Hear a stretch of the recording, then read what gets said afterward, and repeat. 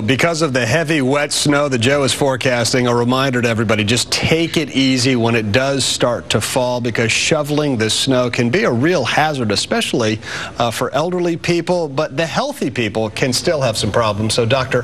Matthew Ledford is an ER doctor at UConn Health Center. Doctor, good to talk to you. Yeah. Let's talk about the problems that people have shoveling, because there are a lot, from just slipping and falling, broken bones. I mean, you can have heart attacks. Talk a little bit about some of the problems. Yeah, first of all, probably the most common we see is just strains of the muscle from overuse injury. People are lifting the snow wrong, particularly when we get a wet snow like we're getting this time, very heavy. And instead of kind of pushing the snow or trying to push it forward, people are twisting, trying to throw the snow over their shoulders, and that's when they tend to have back injuries, shoulder injuries. Slip and falls can certainly lead to broken bones or head injuries as well. So better to get one of those shovels that you just push if you don't have, obviously, 2 feet of snow. Exactly. And then if you're going to lift it, what's the proper way to do that?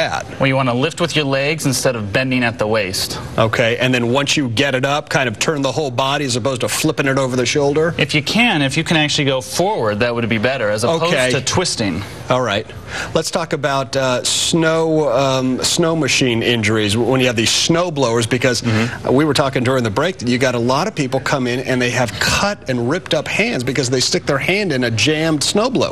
Certainly. So what most people don't realize is that there's tension built up in the rotors there. So even if you turn the machine off, the tension can still be there. So people will stick their hands in an attempt to relieve something that's clogging the machine, and that will lead to the mechanism to recoil and can lead to tissue injury, tendon injury, fractured bones, and even avulsion of fingers and hands. So then what should somebody do if they're out there snow blowing and it gets jammed and they've turned it off? Do you grab a stick or a broom handle or something like that, maybe? Exactly. So the best thing to do, most of the big snow blowers kind of come with a shovel that you can use, but if your snow blower doesn't come with a shovel, pick something that allows you to stay away from the actual recoil mechanism itself and put that in there instead. And of course, be careful if you use something longer that it doesn't recoil and hit you somewhere else. Sure, maybe kind of get out of the way just in case. Exactly. I mean, you want to do this safely. Let's talk about frostbite, because you can also get frostbitten out there. Certainly. So frostbite is actually freezing of the tissues. What most people get is frost nip,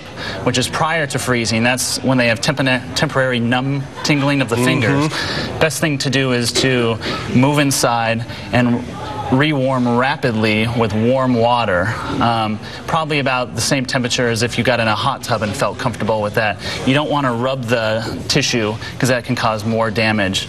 Wearing proper clothing to stay warm and proper gloves to prevent your hands from getting cold in the first place. So get some warm water and then just get your hands in the warm water. Leave it in there for a few minutes or so? It can take from 10 to 30 minutes if you have true frostbite to get that tissue rewarmed. Should you drink some warm tea or warm water or anything like that? Exactly, a very good idea. Okay. Rewarming the body is going to be just as important as rewarming the cold extremity. Bundle up maybe as well? Exactly. Is there a general rule about who should be out shoveling and who maybe really should call the expert, just as far as what kind of physical activity they can encounter and handle? Yeah, certainly. So snow shoveling is almost a stress test for people who aren't normally physically active. So if you have cardiac risk factors or have known cardiac disease, getting out and shoveling can actually be dangerous. So if you do develop chest pain while shoveling the snow, it would be important to sit down, rest, and if that pain continues, call 911 and come to the emergency department.